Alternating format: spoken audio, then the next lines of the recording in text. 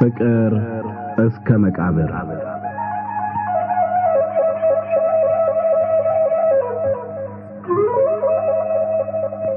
ደራሲ ሐዲስ ዓለማየሁ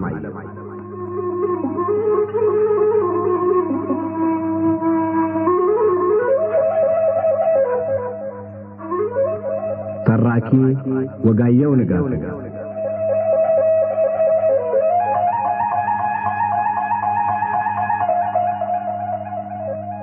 ፍቅር እስከ መቃብር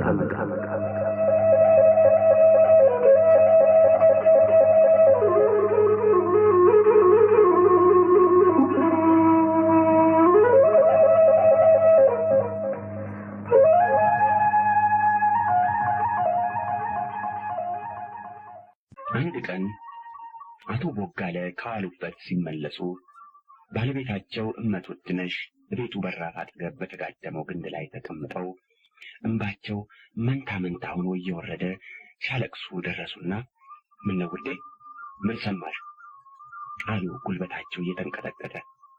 እመት ወድነሽ ዝም ብለው እንባቸውን ከማፍሰስ በቀር መልስ አልሰጧቸውም። እባክሽ ንገሪኝ ውዴ ሞት አሉሽ አረዱሽ? የለም ምንም አልሰማሁም። እንዲያው በድሌ እንዲያው በበደሎ ለሊት በፈጠረኝ በእግዚአብሔር ምን ማለት እንኳን ሌላ አዲስ ነገር አልሆነ እንኳን ሞቱን አልሰማሽ እንጂ እሱስ ሲሆን አሉ አቶ ቦጋለ እድሜ ያዛለው ገላቸውን የተሸከመ ጉልበታቸው እየተንቀጠቀጠ ለምሽታቸው አጠገብ በግንዱ ላይ ሲቀመጡ። ሰማሽ ውዴ አሉ አቶ ቦጋለ የሽማግሌ ወገባቸውን ግንዱ ላይ ለማሳረፍ ሲታገሉ የደከማቸው ድካም ትንሽ እንደማለፍ ካለላቸው በኋላ። ሰማሽ ውዴ ምንም ቃሌን ባትቀበይ ምንም እኔ የምናገረው ሁሉ ባይጥምሽ ከአሁን በፊት የነገርኩሽን ከብዙ ጊዜ ጀምሬ ስለፈልፍ የኖርሁትን አሁንም መልሼ እነግርሻለሁ። ይህ እግዚአብሔርን ማማረር ይህ እግዚአብሔርን መውቀስ የባሰ ነገር ያመጣብሻል። ተይ ነው የምልሽ። እኔ ወርድ ከራሴ ነው ተይ ብዬሻለሁ። ከዚህ የባሰ ምን ይመጣብኝ? ወልጄ አሳድጌ በመጦሪያዬ ጊዜ ልጄን አስጎበለለው። እኔ አገር ጥዬ ሲሄድ ለደካማ እናቴ ማን አላት እንዳይል ልቡን አደንድኖ አእምሮውን ሸፍኖ ልጄን እንዲኮበልል አደረገው። ይህም አልበቃው ብሎ ዓይኔን አወረኝ። ከዚህ የባሰ ምን ይመጣብኛል? ሞት በአንድ ብሽቱ ሞት አይሻልም? አይ ውዴ ሰውን ሞኝ ትያለሽ እንጂ ሞኝስ አንቺ ነሽ። ለእግዚአብሔር ያሉት ክፉ ነገሮች የአንቺን ልጅ ማኮብለልና ዓይንሽን ማወር ብቻ ናቸው። አይምሰልሽ። ብዙ ክፉ ነገሮች ሞልተውታል።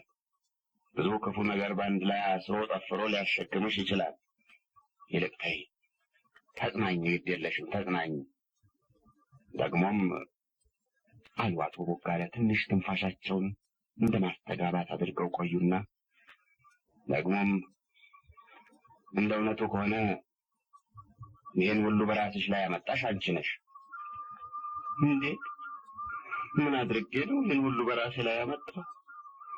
ልጄ እንዳይረዳኝ እንዳይጦረኝ እግሬ መቃብር አፍ በቆመበት ጊዜ እንዳይቀብረኝ አፈር እንዳይማልስብኝ አገር አስለቅቄ የሰደድኩት እኔ ነኝ። ለምን ብዬ ይሆን? ምን ትርፍ አገኝበት ብዬ አሉ ትንሽ ቆጣ ብለው። አሁን አንቺ ነሽ። ቆይማ አትቆጪ ውዴ። ልጅሽን አገር ያስለቀቅሽ አንቺ፣ ዓይንሽን ያሳወርሽ አንቺ፣ ይህ ሁሉ እንዲሆን ያደረግሽ አንቺ ነሽ። በከንቱ እግዚአብሔርን አትውቀሽ እኮ። ለምን ብዬ እንዴት አድርጌ አትናገርም? አሉ እመት ወድነሽ ከፊቱ የበለጠ ተቆጥተው። እኮ አትቆጪ እባክሽ አትቆጪ። ያው ሁልጊዜ የምነግርሽ ነው፣ አዲስ ነገር አላመጣም። ይኸው ልጅሽ ገና ከመወለዱ ቢታመም መታመም በሱ የተጀመረ ይመስል በስዕለት ለታቦት ሰጠሽው። ምሽት ላያገባ ቤት ንብረት ላያበጅ ቃል ኪዳን ገባሽ። ካደገ በኋላ ምሽት አግብቶ እንደ ጓደኞቹ ለመኖር መፈለጉን አይቼ ከብቶቻችንን ሸጠን ለተሳልሻቸው ታቦቶች እንስጥና ቃል ኪዳኑ ይፈታ፣ እሱም እንደፈለገው ምሽቱን አግብቶ ይቀመጥ ብልሽ አይቃጣም አልሽ። ስለዚህ ታስሮ መኖር ስላልፈለገ በማይታወቅበት ሀገር ሄዶ በፈለገው አኳኋን ለመኖር ያውና ጥሎን ሄደ አሉ በተሰበረ ድምፅ። እሳቸውም ልቅሶ መጣባቸውና ለማገድ እየታገሉ ሳይቀብረን ጥሎን ሄደ። ከሄደ ወዲያ ወዮ ወዮ ስትይ ምን ይሽ ነበር? አንቺ ብትረሺውን ያረሳው። ታያታልቅሽ። ልቡን ወደኛ እንዲመልሰው እግዚአብሔርን መለመን ነው እንጂ እሱን መውቀስ አይገባም መልሻል ነበር። ነገር ግን አልሰማሽኝ። በመጨረሻ ሕያው ዓይንሽን አጥፍተሽ ቁጭ አልሽ። አሁንም እባክሽ ተጽናኝ። እግዚአብሔርን በመውቀስ ፈንታ ባይሆን ይብስ አታምጣ እያልሽ ለምኝ፣ ይብስ እንዳያመጣ። በል ዝም በል ሰማሁ። አንተ ሁልጊዜ እኔን ጥፋት በመብራት እየፈለግክ ስትሰበስብ ነው የምትኖር። እኔ እንዳንተ የሰው ጥፋት ስቆጥር አልኖርም። ለታቦት ብሳል ቃል ኪዳኑ እንዳይፈታ በቃወም እንዳይሞትብኝ እድሜ እንዲያገኝ ነበር እንጂ ሌላ እሱም አንተም የማትጋሩት የተለየ ጥቅም በመፈለግ አልነበረም። ይህን አንተም እሱም እግዚአብሔርም ታውቃላችሁ። ነገር ግን አሁን ጥፋተኛዋ ተቀጭዋ እኔ ብቻ ሆኜ ተገኘሁ አሉና እመት ውድነሽ ልቅሷቸውን ቀጠሉ። አቶ ቦጋለም ምሽታቸውን ለማጽናናት የሞከሩት እንዳልተሳካላቸው ሲያዩ ምርኩዛቸውን ይዘው እንደምንም ተጣጥረው ተነሱና ከቤታቸው ጀርባ ሁልጊዜ በሚቀመጡበት ጉብታ ሄደው ተቀምጠው በስተርጅና የመጣባቸውን ከባድ ችግር ያነሱ ይጥሉ ጀመር። አቶ ቦጋለ ውለው ሲገቡ ሚስታቸው አሰናድተው የሚቆዩአቸው ሁልጊዜም ማማረርና እንባ ብቻ ስለሆነ ከዋሉበት ፊታቸውን ወደ ቤታቸው ሲያዞሩ የእመት ውድነሽ ሁኔታ ይታያቸውና ተገናኝተው እስኪነጋገሩ ድረስ እንደ ጥፋተኛ ልጅ እየፈሩና እያመነቱ ነበር የሚገቡ። የሚወዷቸውን ሚስታቸውን ሁልጊዜ ከእንባ ጋር ማየቱ በጣም እያሳቀቃቸው ቤታቸውን ይጠሩት ጀመር። በዚህ አኳኋንም የሚጓዙበት የሕይወት ጎዳና ምንም መጨረሻው ቅርብ ቢሆን ረዝሞ ታያቸው። እንዲህ አለች የሰው ምክር የማትቀበል አለማወቋን የማታውቅ በደካምነቷ የምታሸንፍ ሴት አይቼ አላውቅም። ሲመክሯት ትበሳጫለች። ጥፋቷን ሲነግሯት ተገንዝባ ለማረም በመሞከር ፈንታ ትቆጣለች። ተስፋ ቆርጦ ዝም ሲሏት ይሄው ልቅሷ የማይቻል ሆነ። ከቶም እንዲያደርጓት ይሻላል። በዚህ ሁኔታዋ ከቆየች መቼም ሰው አትሆንም፣ ትሞታለች። ምነው ጌታዬ ልቧን ትንሽ ብታጠነክረው። ክፉ አይደለች፣ ደግ ናት። ለምን እንዲህ ጨከንክባት? እያሉ እሳቸውም በመጠኑ እግዚአብሔርን ሲወቅሱና በምሽታቸው ሁኔታ ሲያዝኑ ቆይተው ድንገት ከእንቅልፉ እንደነቃ ብንን ብለው ዙሪያ ገባውን ቢመለከቱ ጨልመው አገኙት። በዚያ በዳበሳ ምርኩዛቸውን ፈላልገው አግኝተው እነሳለሁ ቢሉ ብርድ ሳይታወቃቸው ጎርቷቸው ኑሮ ውጋት ጥስቅ አድርጎ ይዞ አላንቀሳቀሳቸው አለ። ሆኖም በምርኩዛቸው እርዳታ እንደምንም ተጎትተው ተነስተው ቤታቸው ለመግባት ቻሉ። እመት ውድነሽ ባለቤታቸው ዝም ብለው ገብተው እሳቱ ዳር ባለችው ትንሽ መደብ ሲጋደሙ እንዲጽናኑና ልቅሷቸውን እንዲተዉ ቢመክሯቸው አልሰማ ስላሉ ያኮረፉ መስሏቸው ነበር። በኋላ ከአሁን አሁን ተነስቶ እንደተለመደው ሙያተኛዋ አሰናድታ አይቶቹን እራት አቅርቦ እንብላ ይለኛል ብለው ቢጠባበቁ ዝም ስላሏቸው ሰልችቶኝ ነው ብለው ሆድ ባሳቸውና እንደገና ያለቅሱ ጀመር። አቶ ቦጋለም በሽታዬን የነገርኳት እንደሆነ ላዘኗ ተጨማሪ ይሆንና የባሰውን ግራ ይገባታል ብለው ፈርተው ዝም አሉ። በዚህ አኳኋን እመት ውድነሽ ሲያለቅሱ ባላቸው ድምፃቸውን አጥፍተው ከውጋት ጋር ሲታገሉ አደሩ። በነጋው አቶ ቦጋለ እንደ ልማዳቸው በጠዋት ስላልተነሱ እመት ውድነሽ ተጠራጠሩና ቀረብ ብለው እጃቸውን ሰደው ባላቸውን ቢዳብሱ በላብ ተነክረው አገኟቸው።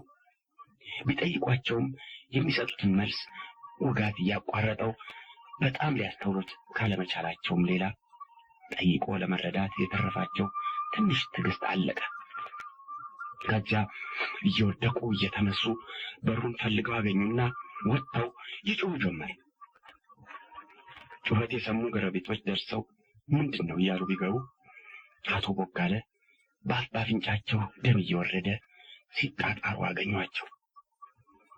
እመት ውድነሽ ይህን ሲሰሙ ጭራሽ ራሳቸውን መግዛት አቃታቸው። እግዚአብሔር በእኔ ላይ የዘመተበት እኔን ለመውጋት እኔን ለመዝረፍ ታጥቆ የተነሳበት ምክንያቱ ምንድን ነው? እባካችሁ ንገሩኝ፣ እናንተ ሰዎች ንገሩኝ። ልጄን አስኮብልሎ ዓይኔን አውሮ አሁን ደግሞ ልጅም አባትም እናትም ዓይንም የሆነኝን ይህን አንዱን ሊቀማኝ የተነሳ በምን ምክንያት ነው? እንዲህ ያለ ግፍ አይታችሁ ሰምታችሁ ታውቃላችሁ? እንዲህ ያለውን ጭካኔ እንኳን እግዚአብሔር የጎቻ ሽፍታ ሲሰራዋል። ምን ባደርግ ይታረቀኛል? ምን ላድርግ? ንገሩኝ እንጂ ለምን ዝም ትላላችሁ? እያሉ ድሮ ዓይኖቻቸው በነበሩበት የእንባ ጎርፍ እየጎረፈ ወድቀው ሲንከባለሉ፣ አንዳንድ ጊዜም ተነስተው ሲንቧረቹ የተሰበሰቡት ጎረቤቶች ሁሉ የማይወዷቸው እንኳ ያለቅሱ ጀመር። አቶ ቦጋለም የምሽታቸውን ሁኔታ ሲያዩ ከውጋት ጋር እየታገሉ ያለቅሱ ነበር። በመጀመሪያዎቹ 2-3 ቀኖች ጎረቤቶች አልተለዩአቸውም። ለበሽተኛ የሚስማማ ምግብም እያማረጡ እየሰሩ ያመጡላቸው ነበር። በኋላ አቶ ቦጋለ የታመሙ ተስቦ በሽታ ነው ተብሎ ስለተወራ ጎረቤቶች ሁሉ ሸሹ። ሙያተኛቸው እንኳ መምጣቱን ተወች። ስለዚህ እመት ውድነሽ በሽተኛ ባላቸውን ታቅፈው ብቻቸውን ቀሩ። ደግነቱ የቦይ ውሃ በቤታቸው አጠገብ ያልፍ ስለነበረ እየዳበሱ ከዚያ ውሃ እየቀዱ አንዳንድ ጊዜ ራብ ሲሰማቸው አተርና ባቄላ ንፍሮ እየቀቀሉ እየበሉ የባላቸውን ትንፋሽ ይጠብቁ ነበር። አቶ ቦጋለ አንደበታቸው ተይዞ ሳይናገሩ 7 ቀን ቆዩ። ምሽታቸው መኖራቸውን የሚያውቁት በሰውነታቸው ሙቀትና ትንፋሻቸውን በማዳመጥ ነበር። በ8ኛው ቀን እግራቸው መቀዝቀዝና ትንፋሻቸው ማጠር ስለጀመረ እመት ውድነሽ ግራ ገብቷቸው የሚያደርጉትን አጥተው ከወዲያ ወዲህ ሲደነጋገሩ ድንገት ድምፅ ሰሙ። ነገር ግን የሰሙት ድምፅ ከቤት ወይም ከውጭ መሆኑን ለይተው ማወቅ ስላልቻሉ በጆሮአቸው እንደሚያዩ ሁሉ አንድ ጊዜ የቀኝ አንድ ጊዜ የግራ ጆሮአቸውን ወደ በሩ ሲደቅኑ ውዴ አለ ያው ደካማ ድምፅ። ያ ድምፅ ጣር የሚያንገላታው የባላቸው ድምፅ ነበር። አንተ ነው የተጣራ የኔ ጌታ? ስትናገር ሰማሁ የኔ አባት። ህልም ይሆን ወይስ እውነት? እግዚአብሔር ታርቆኝ ይሆን ወይስ ሊቀልድብኝ ነው? እያሉ እመት ውድነሽ ከደስታቸው የተነሳ አንድ ጊዜ ባላቸው የተኙበትን መደብ አንድ ጊዜ ባላቸውን ሲስሙ ውዴ ጠላ አማረኝ፣ ወፍራም ጠላ አማረኝ አሉ አቶ ቦጋለ። ከጠላው በፊት ትንሽ እህል ቅመስ የኔ አባት፣ ጠላው ልብህን እንዳይመታው ቀድመህ እህል ብትቀምስ ይሻላል አሉ እመት ውድነሽ። ከንፍሮ በቀር በቤታቸው ሌላ የበሰለ እህል ከዞረ ብዙ ቀን መሆኑን ረስተው የለም ጠላ ነው ያማረኝ፣ ውሃ ያልገባበት የድፍድፍ ጠላ አሉ አቶ ቦጋለ። ከዚያ እመት ውድነሽ አየሩን በእጃቸው ምድሩን በእግራቸው እየዳበሱ ወጥተው እደጅ ቆመው በጎረቤት ጠላ እንዳስቀመጡ ሁሉ ብሪቱ፣ ሻሼ፣ ደብሪቱ፣ በላይነሽ ቶሎ ጠላ አምጡልኝ፣ የሞት መድኃኒት የሚሆን ጠላ እያሉ ጎረቤቶቻቸውን አንድ ባንድ እየጠሩ ቢጮሁ ሁሉም ቤታቸውን ዘግተው ሸሽተው ስለነበረ ወይ የሚላቸው አጡ። ከዚያ መንገዱን በእግራቸው እየዳበሱ አያ ቦጋለ በ8 ቀኑ ዛሬ ተናግሮ ጠላ አማረኝ ብሎ የሚሰጠኝ አጣሁ። እንዴት አንዱ ዋንጫ ጠላ አጥቶ ይሙት? እንዴት ተወልዶ ባደገበት የአቴቅና አቶ ትብት በተቀበረበት አንዱ ዋንጫ ጠላ ለምን ወይጣ? እንዴት በጋን ሾሜ ባጠጣሁት አገር አንዱ ዋንጫ ጠላ ለምኜ ልጣ? እያሉ እንደ እብድ ብቻቸውን እየጮሁ ግማሽ ምዕራፍ ያክል ሄደው እያለቀሱ ባዷቸውን ተመለሱ።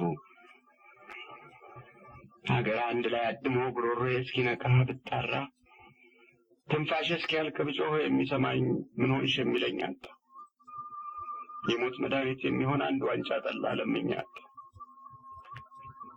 ይደል ነው እንኳን እግዚአብሔር ለዚህ አበቃ እንጂ እንኳን እግዚአብሔር አፍን ለመክፈት አበቃ እንጂ የጠላ አምሮት አይገልም እያሉ እመት ውድነሽ ባላቸው አጠገብ ቁጭ ብለው ያን የማያልቅ የማይደርቅ እንባቸውን ያፈሱ ጀመር። ከዚያም ጠጋ አሉና ትሰማኛለህ የኔ አባት? እንቅልፍ ወሰደህ? ጠላ አላገኘውም። አምሮትህን ቁረጠው። ወዲያውም ጦምህን ሰንብተህ በባዶ ሆድህ ጠላ ብትጠጣ ይወጣሃል እንጂ ምንም አያደርግልህ። ይቅርብህ አሉ። ነገር ግን ለለፈለፉት ሁሉ ምንም መልስ አላገኙም። ተኛ? እንቅልፍ ወሰደ እንዴ የኔ አባት? አንጀቴ አሉ እጃቸውን ቀስ አድርገው ባላቸውን ለመዳበስ ሰደው። ነገር ግን መደቡ ላይ በባላቸው ፈንታ የነበረው የበረዶ ክምር ነበር። እጃቸው እንደተመታ ቶሎ ሮጦ ተመለሰ። እሳቸው ግን ደርቀው በድን ሆነው ቀሩ። ትንሽ ዝም ብለው ቆይተው ነፍሳቸውን ትንሽ ማወቅ ሲጀምሩ እንደምንም ተደፋፍረው እንደገና እጃቸውን ሰደው ከላይ እስከታች ቢዳብሱ በመደቡ ላይ የተከመረው በረዶ እንደ ሰው እጅና እግር፣ አፍንጫና ከንፈር፣ ዓይንና ግንባር፣ ራስም ጆሮም ያለው ነው። ያ መደቡ ላይ የተከመረ በረዶ ከጥቂት ጊዜ በፊት እመት ውድነሽ ጠላ ፍለጋ ከመሄዳቸው በፊት ሙቀትና ሕይወት የነበረው ሰው ነበር። ያ የበረዶ ክምር ሙቀቱ ከራሱ አልፎ ለእመት ውድነሽ ይተርፍ ነበር። አሁን እንኳን ሙቀት ሊሰጥ ሙቀት ሊቀበል የማይችል በረዶ ሆነ። እመት ውድነሽ ዝም ብለው ተቀምጠው ብዙ ቆዩ። ለማልቀስም እኮ የሰው ሕዋሳት በመጠኑ እንዲሰሩ ልብ ደህና ሆኖ ሐዘን እንዲሰማ ያስፈልጋል። የእመት ውድነሽ ሕዋሳት ግን በዚያን ጊዜ በደንብ መስራታቸውን ስለተዉ ማልቀስ እንኳን አልቻሉም። ስለዚህ ዝም ብለው ቆዩ። በኋላ ብቻ ብዙ ከቆዩ በኋላ የባላቸው መሞት፣ የእሳቸው ብቻቸውን መቅረት መጀመሪያ እንደ ትዝታ፣ ቀጥሎ በሙሉ ኃይሉ በሙሉ ክብደቱ መጥቶ ተጫናቸውና እየተነሱ እየወደቁ ያለቅሱ ጀመር። ከዚያ በሩም መድረኩም እየገጫቸው ወጥተው ኧረ ሰው አለ፣ የጎረቤት አለ፣ ተዘረፍኩላችሁ፣ ተቀማሁላችሁ እያሉ ቢጮሁ ቢወድቁ ቢነሱ አይዞሽ ደረሱልሽ የሚል ዘራፊ የሚከተል ቀማኛ የሚያስመልስ ዘመድ ጠፋ። እመት ውድነሽ እንዲሁ ከቀትር ጀምረው ብቻቸውን እየወደቁ እየተነሱ ሲጮሁ ውለው ሲደክማቸው ገብተው ሬሳቸው አጠገብ ተቀመጡ።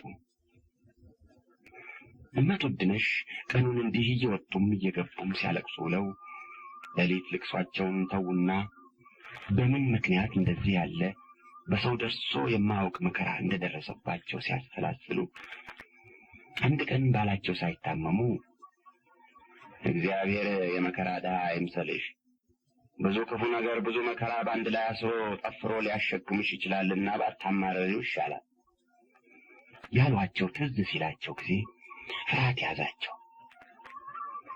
እውነትም እግዚአብሔር የመከራ ድሃ አይደለም፣ ከዚህ የከበደም መከራ አንድ ላይ ጠፍሮ ያሸክመኝ ሆነ እያቦጋለ ሞኝ ሲመስል ለካ በጣም ብልህ በጣም አዋቂ ኖሯል። እኔ አልሰማው ብዬ ነው እንጂ ምን ሁሉ አስቀድሞ አውቆ ነግሮኛል። አይ እንደገና ተመልሶ የሚኖር ቢሆን የሚመክረኝን ሁሉ እንደ እግዚአብሔር ቃል እንደ ቅዱስ ገብርኤል ቃል አክብሬ ፈርቼ ይቀበለው ነበር አሉና ጌታዬ፣ አባቴ፣ አንጀቴ ማረኝ፣ በድያለሁ፣ ማረኝ፣ ምከረኝ፣ እንግዲህ እሰማሃለሁ፣ ምከረኝ፣ አስከትለኝ፣ ሁለተኛ አላስቀይምህም፣ አስከትለኝ እያሉ ሲያለቅሱ አንዳንድ ጊዜም አማረርሽኝ ብሎ በተሸከሙት መከራ ላይ ሌላ መከራ ጨምሮ እንዳያሸክማቸው እየፈሩ ዝም ሲሉ ሌሊቱ ነጋ። ተከታዩ ቀንም እንዲሁ አለፈ። በሁለተኛ ሌሊት በዶሮ ጩኸት ላይ አንድ ሰው በጓሮ ሆኖ ተጣራ። እመቱድነሽ ድምፁን ሲሰሙ ተነስተው በሩን ፍለጋ ከወዲያ ወዲህ ሲዳብሱ ምሰሶውም ወጋግራውም እየገጫቸው ወጥተው ማነህ አሉ። እኔ ቄስ ምህረቱ ነኝ። እንዴት አደሩ እመቱድነሽ? እግዚአብሔር ይመስገን። እንዴት አደሩ አባቴ አሉ እመቱድነሽ። አባ ምህረቱ ያቶ ቦጋለ የንስሐ አባት ነበሩ። ሰው ሀገር ሰንብቼ ሳልጠይቃችሁ ሰነበትኩ። በሽተኛው እንደምን ናቸው? በሽተኛውማ አረፈ አሉ እመቱድነሽ ወደ አባ ምህረቱ ለመሄድ መንገዳቸውን እየፈለጉ። አረፉ? አይ ሰው፣ አይ ትልቅ ሰው። እዛ ይሁኑ እመቱድነሽ፣ የተከተለው አይታወቅምና አይምጡ። መቼ አረፉ አሉ አባ ምህረቱ። እመቱድነሽ ወደ እሳቸው ለመሄድ መሞከራቸውን ሲያዩ ወደ ኋላ እየሸሹ ከትናንት ወዲያ ቀትር ላይ አረፈ። ከትናንት ወዲያ ቀትር ላይ? አይ ጉድ! እንዴት ታዲያ ምን ተናዘዙ? አልተናዘዘም። እንዴት ሳይናዘዙ ሞቱ? ለሁሉስ ዘመድ ባጠገብ ይገኝ አልነበር? እኔ እንኳ አላህ ማረኝ ሲል ጊዜ ላላገኝ ፍለጋ ሄጄ ብመለስ ሞቶ ቆይ። አይ ሴት ነገር፣ የደከመ ሰው ትተው ጠላ ፍለጋ ይሄዳሉ። ደግም አላደረጉ። ጠላ ማረኝ ሲል ጊዜ የተሻለው መሰለኝ እንጂ መቼ የሚሞት መሰለኝ። ትልቅ ሴት ሆነ በደከመ በሽተኛ ጠላ ማረኝ ሲል ሞቶ የቀረበ መሆኑን አያውቁም። የታባቴ አውቄ እባክህ አሁን ይህን ሁሉ እንተው፣ አልፏል። ይልቅ የመቃብሩ ነገር እንዴት ነው የሚሆን? የመቃብሩ ነገርማ አሁን መቼስ ምን ማድረግ እንችላለን? ሲነጋ ለሰዎች ነግሬ መቃብሩ ይቆፈርና ነገ ሌሊት ይቀበራሉ። ነገም እዚህ ብሎ አሉ እመቱድነሽ እያለቀሱ። በሌሊት ካልሆነ ማን ደፍሮ በሽታ ቤት ገብቶ ሬሳ ያወጣል? እሱ ብቻውን ሬሳ ከፍነው ማውጣት አይችሉ። ብቻዬንማ እንዴት እችላለሁ? ይሄ እኮ ነው ችግሩ። መቼስ ምን ይደረግ፣ አሁን ከብርዱ ይግቡ። ሲነጋ መቃብሩ ተቆፍሮ ነገ ሌሊት በአሁኑ ጊዜ የኔ አገልጋይ ገብሬ ከፈን ይዞ ይመጣልዎታል። የከፈኑን ዋጋ በኋላ ይሰጡኛል፣ ግድ የለም ብለው አባ ምህረቱ ወደ ቤታቸው ተመለሱ። እመቱድነሽም እያለቀሱ ገቡ። ሲነጋ አባ ምህረቱ በየሰው እየላኩ ያቶ ቦጋለን ረፍት ነግረው መቃብሩን ካቆፈሩ በኋላ አይናቸው እያየ ገብሬን ወደ በሽታ ቤት መላኩ አስቸግሯቸው ከገዛ ሐሳባቸው ጋር ሲሟገቱ ቆዩና ይሄድ ግድ የለም እግዚአብሔር ለኔ ካለው ምንም አይሆን፣ ያለዚያም መቼስ የሰው መፈረጃ ከመሆን የማይሻል የለም ብለው በዶሮ ጩኸት ላይ ገብሬን ከፈን አስይዘው ወደ እመቱድነሽ ላኩት። ከዚያ እመቱድነሽና ገብሬ ያን የሰነበተ ሬሳ በብዙ ችግር ከፍነው እሱ ከራስጌ እሳቸው ከግርጌ ተሸክመው ትንሽ እንደሄዱ እመት ውድነሽ ደከማቸውና እንረፍ አሉ። እንዲህ እየተቀመጡ እየተነሱ ግማሽ ምዕራፍ ያህል እንደተጓዙ ሬሳውን ተቀብለው ለመቅበር ከተሰበሰቡት ሰዎች አጠገብ ደረሱ።